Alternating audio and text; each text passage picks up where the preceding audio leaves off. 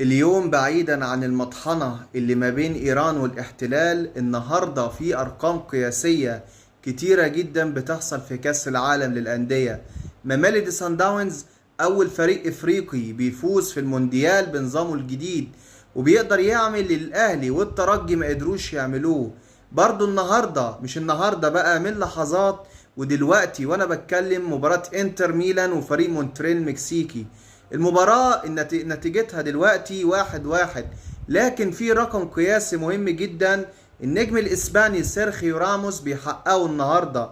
سيرخيو راموس هو اللي بدأ التهديف في مباراة النهاردة ما بين انتر ميلان ومونتري، والنهاردة سيرخيو راموس بقى أكبر لاعب بيسجل في المونديال، بمعنى ان سيرخيو راموس بقى صاحب أكبر معدل عمري في بطولة كأس العالم للأندية.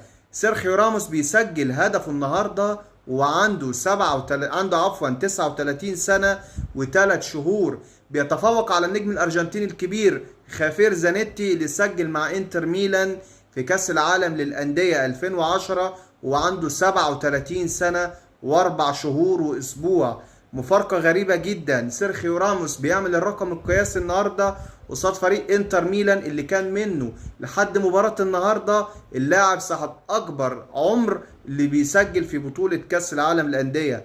مفارقة غريبة جدا النهاردة بين راموس وانتر ميلان، والنهاردة ميلودي سان داونز بيدخل التاريخ العالمي من أوسع أبوابه.